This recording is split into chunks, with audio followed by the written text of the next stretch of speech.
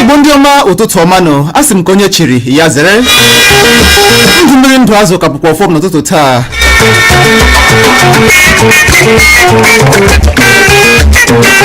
Nyere nụ n'akwa akọ nke taa bụ Wednesday afọ ma rụkwa abalị dị na asaa n'ime ọnwa Febụwarị afọ 2021. Aha m bụ Chinonso Ugorji.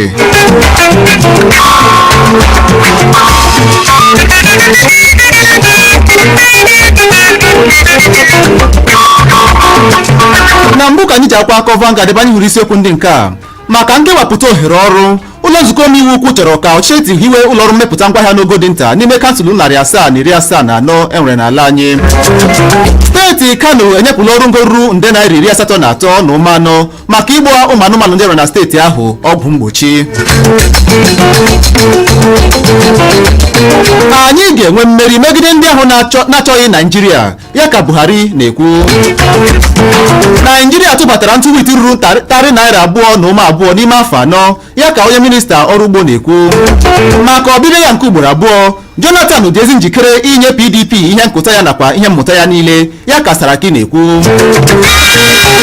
Maka ọgbaghara ndị ọrụ ugbo na ndị na-achị na ma, otu ECOWAS kwesịrị ịmachi ndị na-achị na amasị mba ndị ọzọ, ya ka Ganduje na-ekwu. Ngalaba otu APC na steeti Anambra chọrọ narị nde naira 2 maka ndebanye aha ndị otu na steeti ahụ, ka anyị hụrụ na Vanguard n'ụtụtụ a.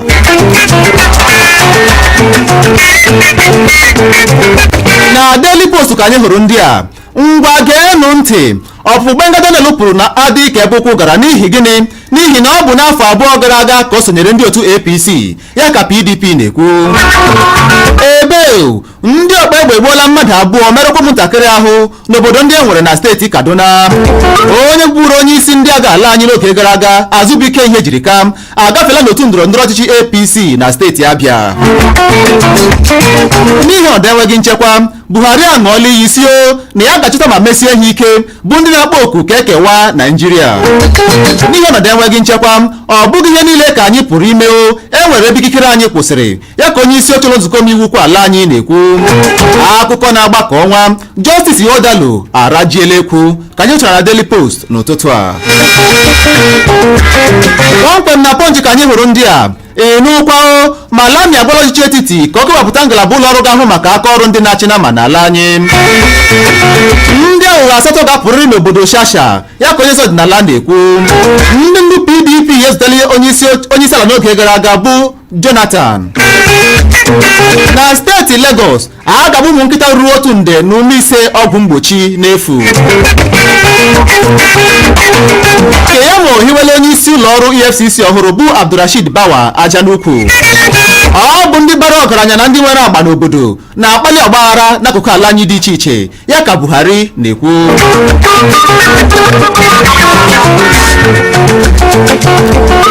Na Disọnụ ka anyị hụrụ ndị a. Maka ndị isi nchekwa ọhụrụ, anyị agaghị afanye mma anyị n'ọbọ tutu ruo kwa mgbe Buhari tinyere mpaghara South East, ya ka ụtụtụ jikọtara ụmụafọ Igbo na-ekwu. Magashi ehiwela otu kọmiti ga-enwegharị ndị agha tinyekwara ministri okwu nchekwa ala anyị. Anambra, ọ bụrụ na eme ntuli aka elu nke nrụrụ aka na-adịghị na ya, aga m enweta akwụkwọ ikike APC, ya ka Okoye na-ekwu. Enweghị irube isi na iwu na nkewa agala n'ihu na-agbasa n'akụkụ Naịjirịa dị iche iche, ya ka Abdulsalami na-adọ aka na ntị. Chai, ndị ọgbagbe egbuola onye uwe ojii jọkwa inspektọ na steeti Delta buru egbe ya rie mbọmbọ. Kpọmkwem na The Nations ka anyị hụrụ isiokwu ndị nke a. Inubekwe, ndị ọkpa egbe na-awakpozi ndị agha ugbu a, ya ka El-Rufai na-ekwu. Na-akụ ụtụ na mmụtụ Lekki na Lagos agaghị amalite na nso nso a, ya ka ụlọọrụ Lekki Concession Company na-ekwu. Ụmụntakịrị anọ na mmadụ abụọ ndị ọzọ enwetala ihe mmerụ ahụ na mkpọkụ ụgbọala mere na steeti Anambra. Buhari pụta bịa gwụmafọ Naịjirịa okwuo na ịkwadoghị mpụ na omekome, ya ka Akeredolu na-ekwu. Ọgba egbe ga-ala n'egbe dịka a ga-eji egbe dula onye ahụ gbagburu onye ọrụ Jumia mmụọ na Port Harcourt.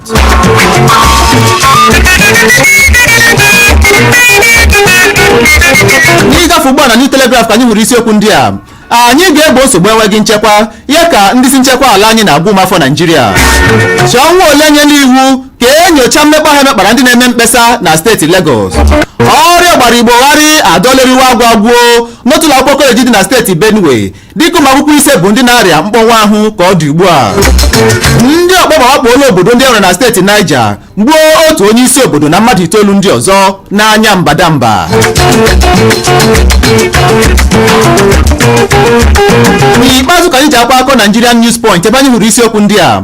Maka ọgbọzọ sitere Nnekedegawa ihe agwa, onye ọrụ ngo ji ya bụ atụmatụ ọrụ amaghị nke o riri dịka o nwere ike gbahapụ ya bụ ọrụ n'oge na-adịghị anya n'oge udu mmiri, ya ka ndị bi n'ebe ahụ na-eti na mkpu dịka a na-enwe obi abụọ banyere ịdị uchu n'ọrụ gọọmenti ịrụchapụ ya bụ atụmatụ ọrụ ụzọ abụghị ihe a na-eme n'otu mkpụrụ ụbọchị, ya ka onye kọmishọna okwu ọrụ dị n'aka na-ekwu na steeti Imo. Bịa n'ụzụrụ akpụkpụ ndị ahụ emere n'Aba, ya ka ikpeazụ na-agwa ndị ọrụ nchekwa ala anyị. Ikwu na ibu waziri ike na-ebo ya ebubo ịkpachala ndị nna nna ha nyefere ha n'aka n'ụzọ iwu megidere. N'eziokwu, ọ tụrụ m n'anya na Trump enyeghị m nkwado, ya ka Okonjo Iweala na-ekwu. N'ikpeazụ na Nigerian News Point ka anyị hụrụ nke a. Ọchịchị ala anyị ga-amalite idebanye ahụmafọ Naijiria maka ịgba ọgwụ mgbochi nje okoro.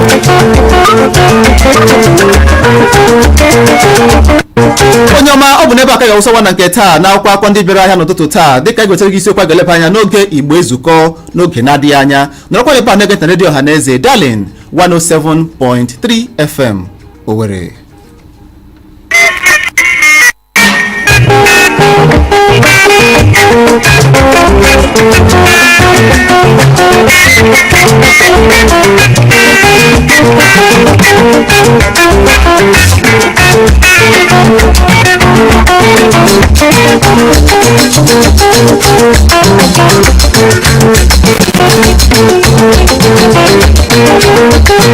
Ọ dị m Ọhaneze ndị ọma njem ọnụ n'ụzọ pụrụ iche ka nje nabata unu n'ihe ọma anyị bụ Igbo Ezukọ nke taa na redio Ọhaneze Darlin 107.3 FM Owerri, dịka ga-eleba anya na nke taa n'ihe banyere onye ọhụrụ ahọpụtara n'ọkwa onye isi ụlọ ọrụ EFCC, ya bụ Economic and Financial Crimes Commission n'ala anyị, ya bụ Abdulrasheed Bawa. Ọ dị m ụnyaahụ ka anyị kọrọ gị n'akụkọ ụwa na onye isi ala Muhammadu Buhari agwala ụlọ nzukọ omeiwu ukwu ala anyị ka ha nabata Abdulrasheed Bawa dịka onye isi ụlọ ọrụ ala anyị na-ebu megide mpụ ego, ya bụ Economic and Financial Crimes Commission EFCC, site n'ozi o degarala onye isi ụlọ nzukọ omeiwu ukwu ala anyị.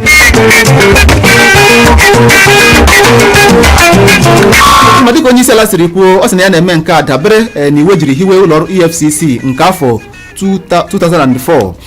Dịka a na-akọwa, Bawa bụ onye gbara afọ 40, ma bụrụkwa onye ọrụ EFCC azụrụ azụ banyere ime nnyocha, bụkwa onye nwere agba n'ihe banyere ime nnyocha nakwa ịtụ agọ n'okwu ndị metụtara ime nrụrụ aka ego n'ogo dị elu, ime ego ọhaneze ofụfụ tara ụtara, ime nrụrụ aka ego n'ụlọ ọba ego, ibufe ego ọhaneze na mba ndị ọzọ, tinyekwara mpụ ego ndị ọzọ.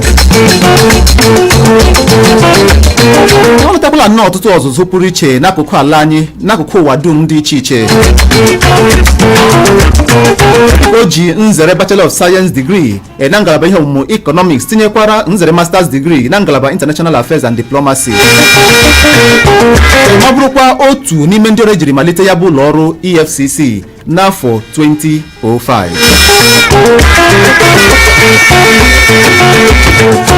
Abdulrasheed Bawa bụ nwafọ Jega, ọ dị mma, nwafọ Jega nke dị na steeti Kebbi, ọ bụ ebe o si n'ala anyị, dịka nke ahụ bụ na mpaghara mgbago ugwu.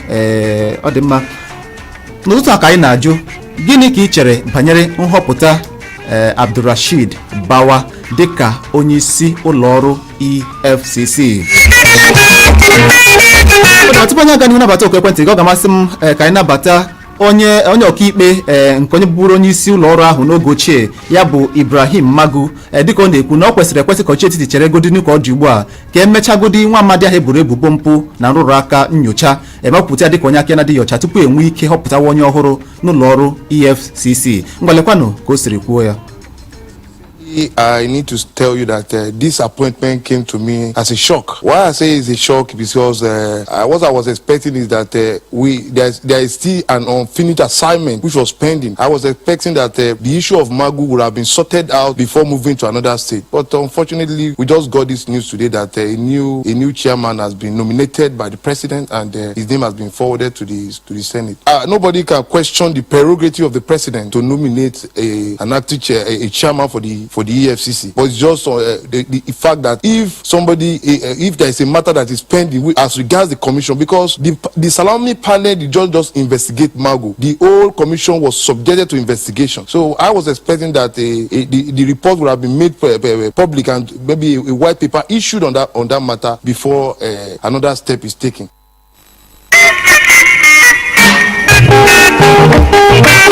onye anyị n'olu Igbo a bụ Ajọma, ya bụ onye ọkaikpe nke Ibrahim Magu, dịka ọ na-ekwu na ọ kwesịrị na onye isi ala ga-ahọpụta onye isi ụlọọrụ EFCC ọhụrụ ugbu a, dịka aka nwere ikpe aka ji n'aka ugbu a megide Ibrahim Magu, bụ onye boro ebubo mpụ na nrụrụ aka, bụkwa na onye bụbụrụ onye isi ụlọọrụ EFCC ahụ n'oge mbụ tupu ebo ebubo ndị a, bụkwa nke o kwuru na ọ kwesịrị ka elebachara okwu ya anya tupu enwe ike na-ahọpụta onye isi ọhụrụ n'ụlọ ọrụ ahụ. Ọ dị mma 08150501073 bụ akara ekwentị anyị. Gịnị ka ị chere banyere nhọpụta Abdulrashid Bawa dịka onye isi ọhụrụ nke ụlọ ọrụ EFCC n'ala anyị? Ibolachi ya gazere gị no elder Ibola ya gazere gị no elder ndewo nwanne m, ya gazere gị nna m.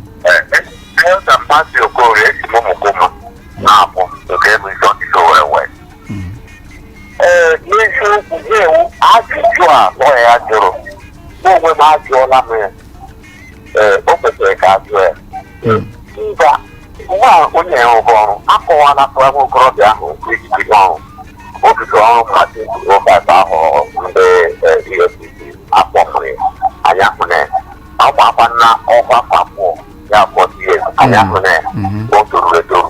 A sị na ọ na ọkwa nnapụ ise kemma Magu ji elega pekepekepeke ka atụgasịkekpe ka ọ taa akwa na ata nsogba n'ebido.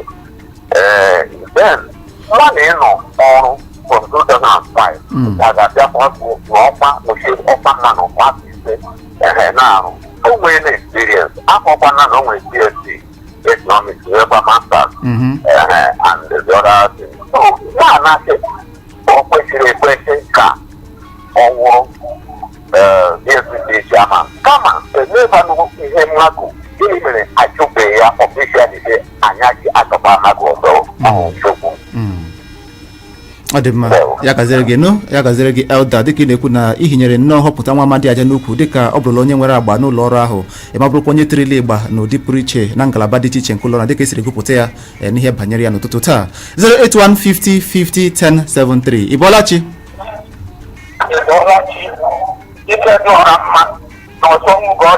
ya gazere gị no Chief Ibolachi.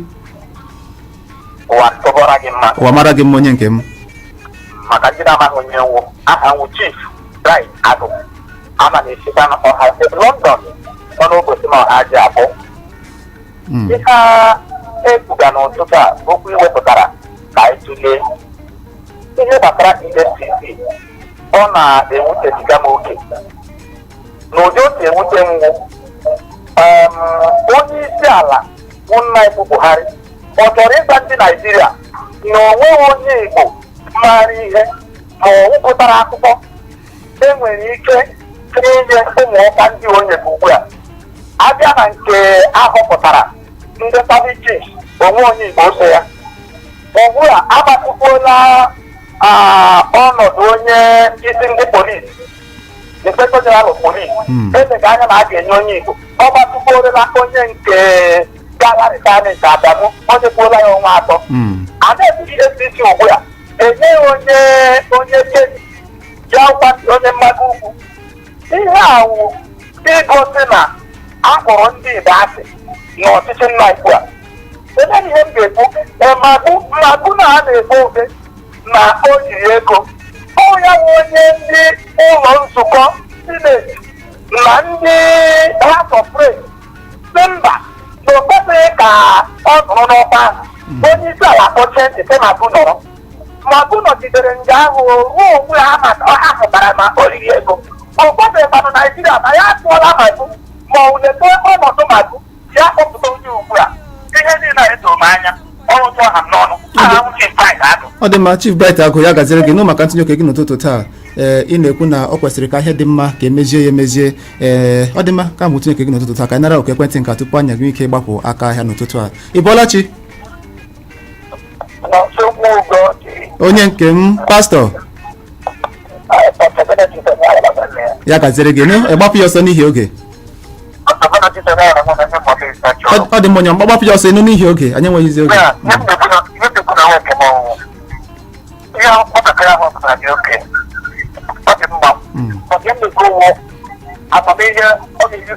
Amamihe ọ ga-eji arụ ọrụ ahụ ọrụ ọbụla ị na-etinye mmadụ nke aka amamihe dogburu onwe ya ọ bụrụ ịga akwụkwọ onwe ya ọ bụrụ ịga chukwu ndị okiri ebe a na-enwe mmetụta na amamihe n'ime ndụ mma ga-enweghara ya etighị ya ndị a ọ na nzo ọgwụ a ga-adịghị ọrụ ọrụ ya onweghị ihe ọ mere ebe ihe mmekọ onye isi ala ga-aga na kpalite oche ahụ ọtụ mmadụ eti were ndị ọzọ na-azụ were ndị ọzọ na-ewepụta n'ihe ọnwụ ihe togburu onwe onye na-achọwa Naijiria kwesịrị ịgụ egzampụl ihe gbasara nwa Naijiria na-eji ụra n'obi ya na onye na-achọ ya n'onwe onye gọzie gị nụ pastọ maka tụnye gị n'ụzọ taa.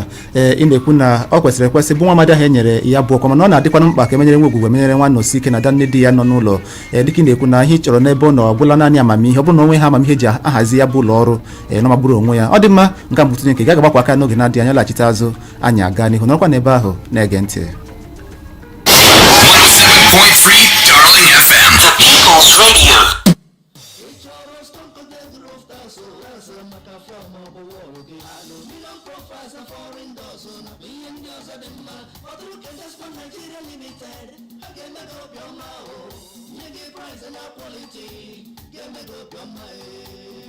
Investment Industries Nigeria Limited go test stone coated roof tiles again, water collectors, aluminum profiles and accessories maka window and partitions again, stainless steel pipes and accessories maka staircase and handrails again, PVC ceilings, marble, granite, udi ceramic tiles niile, foreign security mobile bulletproof doors, steam bath, jacuzzi, shower cubicles na complete sanitary wear. Desmond ga-erenye maka onye ihe ndị a niile n'ụlọ na quality na ọnụ ala dị mma.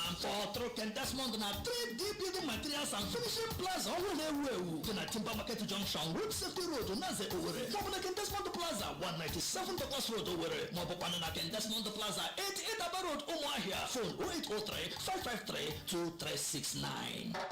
To all the customers around the globe. Steve, how come your electricals and electronics are so durable and effective? Ever heard of AO Emaco Plaza? AO Emaco Plaza, 58 Huber Street by Tetlo Road, Owerri, is the place for the electricals and electronics.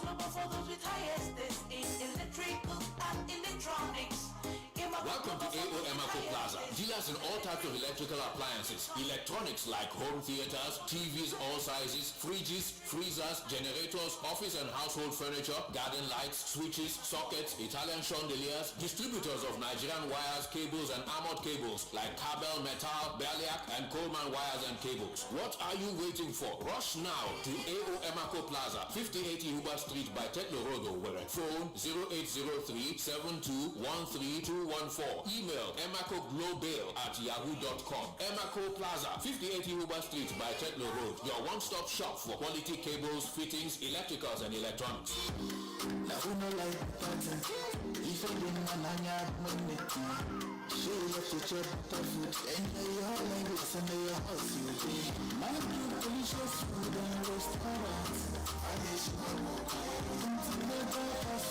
Delight your family mood with delicacies at Mangrove Delicious Foods and Restaurant. Your family and friends must be satisfied with a finger-licking nutritious fresh meal, but African and continental dishes like shawarma, ice cream, popcorn, our yummy tasty fresh bread, mangrove bread, pastries, and delicious hot meal. And at Mangrove, you can get refreshment at the speak with recreational services. And we also offer home delivery services. Visit Mangrove at plot F/27 Housing Area B, New Owerri Capital Territory at Rachel Roundabout, Summer 4040 Roundabout, Owerri, Imo State, Nigeria.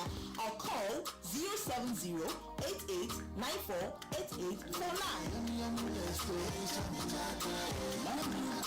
Mangrove Delicious Foods and Restaurant. Lots of love. In accordance with the Nigeria Communications Commission, NCC's mandate to link every phone number to the user's national identification number, NIN, 9Mobile as your network of choice is making the exercise nice and easy. Simply dial *996#, verify and link your NIN. Better still, you can visit www.9mobile.com.ng/NIN to do the same. Remember, a stitching time saves all the 9Mobile benefits you've always enjoyed, so hurry now. OneXBet, huge wins from high odds all the way with the fastest payout. Take more of our winning advantages from your deserving bets on all sports. Because with OneXBet, everyone can win. What about you? Visit our website on onexbet.ng. Use promo code BETNG and get up to 200% bonus on your first deposit. Yes, 200% bonus on your first deposit. OneXBet. Bets for every taste. Hygiene Battery Center. Gburugburu Imo steeti niile Hygiene Battery Center bụ isi mmiri ọhaneze tụkwasịrị obi n'inye ha ụdị batrị moto dị iche iche bụ biti emele ebe ọ dịkwa n'ọnụ ala karịchaa maọbụ otu mkpụrụ ka ị na-azụ ma ọ bụkwanụ wholesale. Ọ bụ na Hygiene Battery Center gị ga-enwe uru karịchaa ịzụtara nnọọ batrị na Hygiene Battery Center. Ha ga-emenyere gị site n'iji igwe ọgbụrịgbogharị ha leta electrical system moto gị ma hụ na ọkụ chim na-anaghị ego ọbụla. Mgbe moto gị ma ndị nta ma ndị gwongworo nwere nsogbu eletrikal ọbụla, hụ nnọọ na ị butere na Hygiene Battery Center. Ha nyonye ya anya nsogbu ahụ agbabie ka mmiri n'otu ntabi anya gụkọm adịghị ya. Hygiene Battery Center nọ na nọmba 191 Wedra Road, Owerri, by Tetlo. Phone 08033386007. Ị gaa na Hygiene Battery Center taa, ịlafre. Charles! Yes, Mama! Go bring 2 sachets of hyper bleach come. Because I go use one take soap to white. Then go use the other one take all the yamayama jams. But I don't see any yamayama jams for here now. They small well oh, but they did it. And now why I trust only hyper bleach to take you all of them pata. Make all your white clothes they continue to be white and they kill all the virus and the yama jams. If it cause sickness for your house with the disinfecting power of hypo bleach. 107.3 Darling FM, the People's Radio.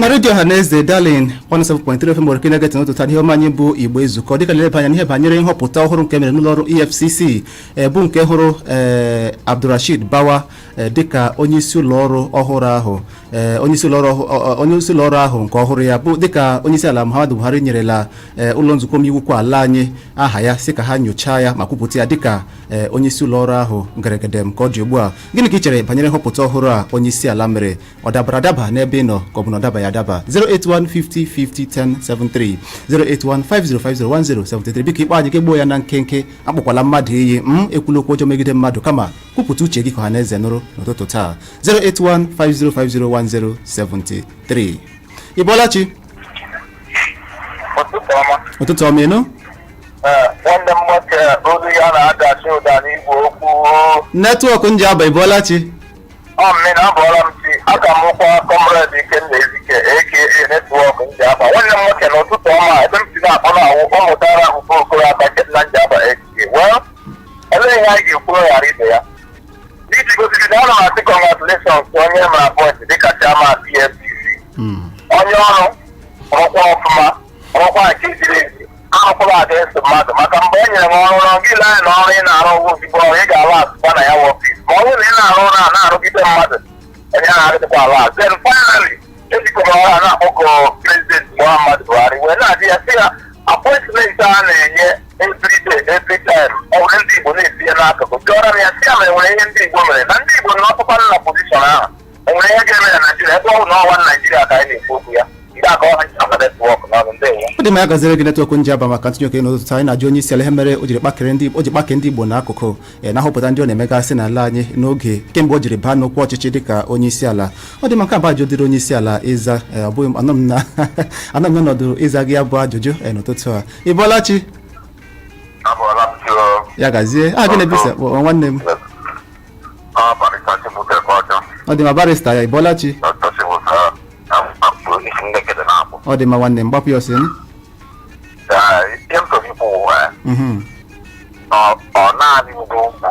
Ọ naanị ndị ugwu ka e mere Shama.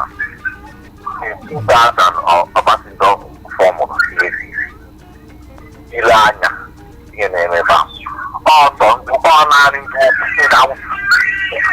obere ihe siri Shama from Nuhu Ribatu to Waziri ha niile down to one now Buhari mee. So ịnachi bụ otu ọnwụra ujiri mmiri ara afọ kwesịrị ịkọnde ya mụọ disappointment. Ọ bụrụgodị ndị Yoruba enyekwana ya onye Urhobo onye Benue ihe niile ọ Fulani Awụsa people a ga-ekwu ụgwọ a na-ekwu nọnsens ọ bụrụ na awụ onye nyere gị na ọ bụ naanị ndị Awụsa wụ ndị ma ihe n'ala Naịjirịa. Naanị ndị Awụsa ha ma ihe na this concept. This is the problem I know since 1960 this country because they have been so lopsided. So ihe m na-ekwu ndị Igbo kwesịrị condemn disappointment. Osighi echi ha si ejikwenu onye ọzọ ka ọ chi aka EFCC ka anyị mara otu ọ ga-adị ka enyetụ anyị different approach to that EFCC. Ọ dị ma ya gaziri gị ndị bụ nwanne m ya gazie. Ị na-ekwukwa ndị Igbo pụta bịa katọọ ya bụ nhọpụta onye isi ụlọ ọrụ EFCC ọhụrụ a onye isi ala mere. Ị mara dịkwa n'ịtụnye na nke ahụ enwela ọtụtụ otu ndị na-akpọ oku ka onye isi ala kagbuo nke ọ họpụtara ya bụ ndị isi nchekwa ala anyị o mere n'oge ochie iji hụ na etinyere nwaafọ Igbo n'otu ọkwa maọbụ abụọ n'ime ndị ahụ họpụtara na mbụ. Dịka na-akatọkwa na-aga n'ihu chemna nwere ihe mere banyere nke ahụ ị gapekwa na-akpọ oku ugbu a ka a na-akatọkwa nke onye isi ụlọ ọrụ EFCC amana mba ebe a ga-akatọrụ ya bụ okwu wee ruo. Ọ dị mma 08150501073. Ị bọọla chi? Onye nke m ya gaziri gị nụ? Dikin. Oh, Uncle JP. Ya gazie. Ari mo ma gị nwakwanụ? Otu a.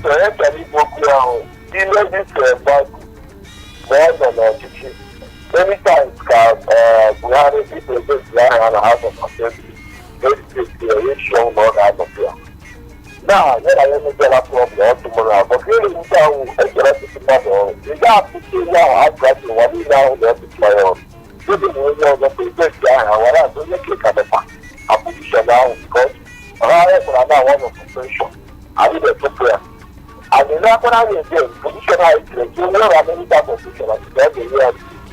People can find out all the players in Nigeria. I know my mother in Iraq, or the only thing about the only you could tell no part now.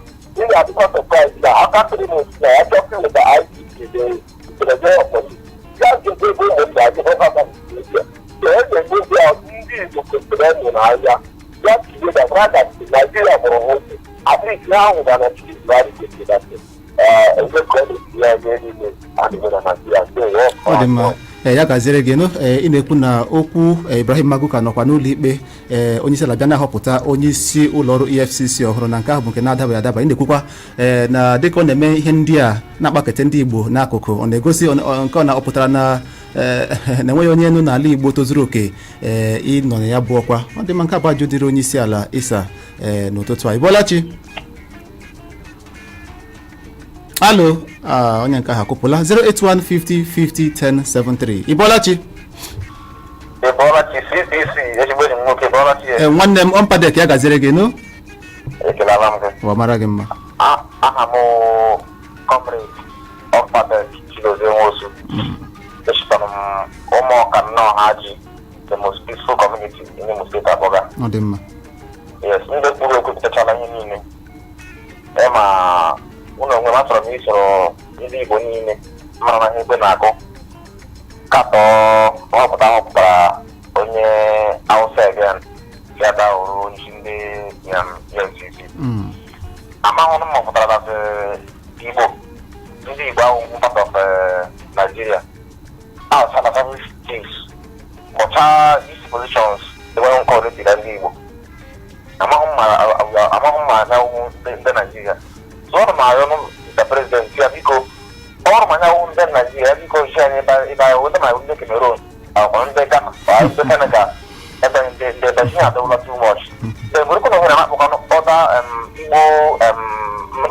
Igbo governors senators and the leaders even on the Igbo but they should go back to the drawing board go to round table discussion ka ihe gbasara ndị Igbo ka nwanne amanye ọrụ na a na-etinye ọrụ na ya n'ihi na agbata ihe na this ọ nwere mgbe oge ga-eru asịrị nwe ihe ka ndị Igbo na Nigeria they should begin to speak out because the country belongs to all of us amara ma dokwụdọkwa okwu elu zo their positions even at times akpọtara meeting ebele m Buhari ndị bụla ngazi na ahụ our Igbo leaders that have refused to speak biko Nigeria belongs to all of us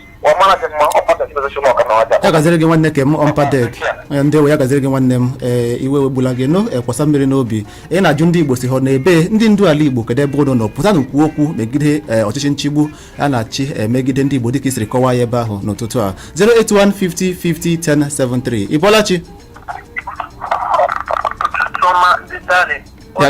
ya gaziri gị nụ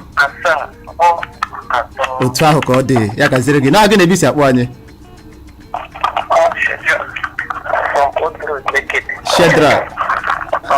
Shedrak enwere komkom nọ gị n'akụkụ ebe a na-ada kwaka ebe a na-akụ komkom ọ dị mma gaa n'ihu ihe ntị etu n'ụtụtụ ahụ ịma ama gbasara ihe magụ a ịma Nigeria wụ obodo amụcha ihe ọzọ na ezi mgbe a ga-eme abịa ndị asasa njiri practical ahịa a gwara anyị na once in the first place magụ person ị na-ebe a ngwalenu na-eme president select ndị ị na-asa arụ ihe ogere ndị a na-approve na anyị mekwara approve ya select onye ọzọ president pa mana nke a gwara president achọghị onye a ya eshikwa ọnwụ ịhụlanị ya now the second part kwa na orula na akwụshikwara anyị na once somebody case ya nọ na ụlọikpe akwesịghị bịa that office ekwesịgodiri isuspend ya mana ịhụlanụ kesi nke magụana a ka na-enyefekwa gwapụkwa na lee ego ga eri ọ bịa full detail ịhụ ya ọzọ onye awụsakwa onye nọ na-ekwu ama anyị ka anyị kpọkwara maka ụmụ Ijipt ọzọ ụmụ Israel nọ n'Ijipt Chineke ga-enyere anyị because anyị nsogbu nọ otu ọha nọ ndị mma Shedrak maka atụnye gị n'ụtụtụ a ya gaziere gị nụ ikwule ịtalụkwa jaize 08150501073 ọ dị ma 08150501073 ka bụ akara ekwentị anyị n'ụtụtụ taa n'ihe omume anyị bụ Igbo Ezukoo Ibolachi nwanne m ọ dị ma nwanne m tiri Rivers ya gaziere gị nụ ọchịchị chukwu anyị nọ n'ime ya na wọrọbụbie ọgwụtu ya ahụ ọwụleji eziokwu achụfụrụ m akụ onye atị ọfụ ya Naija blọga ga nwanne gị ewechi okwu mara APC gọọmenti South East development anyị were ya azụ tigite na ọgwara akwụ ọgwara ekutu ume Clement onye ọba ego Nigeria anyị onye na onye Igbo ihe m gwara gị ya nwanne onye ọba ego anyị onye isi ọba ego anyị Nigeria wụ onye Igbo anyị onye nwa afọ Igbo anyị gọngọngọ na ọ na-ewere ego sa na ndị mgbago ugwu ji were ego onye ndị Boko Haram ndị herdsmen ndị flood herdsmen rural settlement ọnwa aka ọhụrụ ihe aka n'ihe ego onye nwe onye Igbo anyị o mgbe a na-ewe ego n'ọgba ego ndị Nigeria mgbe ị na-asị eri nje ego eme ọ benefit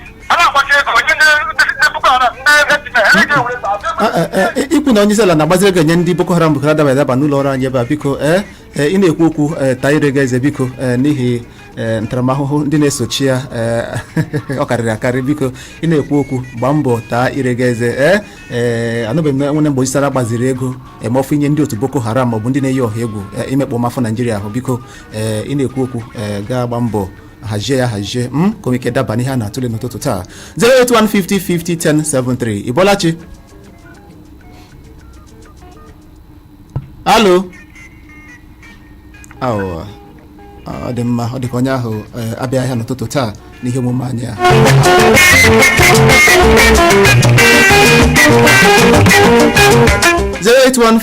08150501073 Ibolachi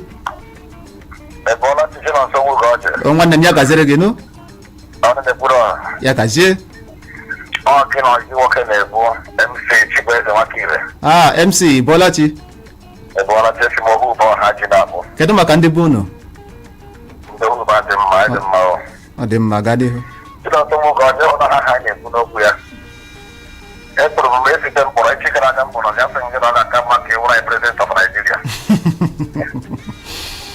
ịhụnanụ esiri na-emegbu ụmụ Igbo onye isi ndị agha onye Awụsa onye isi ndị polisi onye isi ndị all the forces nọ na Nigeria onwe nke onye Igbo na-elekọta anya ya ihe ka na-ebutekwa n'anyị anyị na-adịgide ọnwa anyị achọzikwa na kọntrị ka ha na-achịkpọla anya akpọla ọ bụrụ ma ha na-achọrịkpọla anya ha dịkọpụla n'anya ọ dị mma ya gaziri gị MC Chibueze maka atụnye oke gị n'ụtụtụ taa ihe omume anyị bụ Igbo Ezukoo a ga-anabata onye ọbịa pụrụ iche n'etiti anyị n'ụtụtụ taa n'oge na-adịghị anya ya bụ onye si n'ụlọ ọrụ Kings Palm Home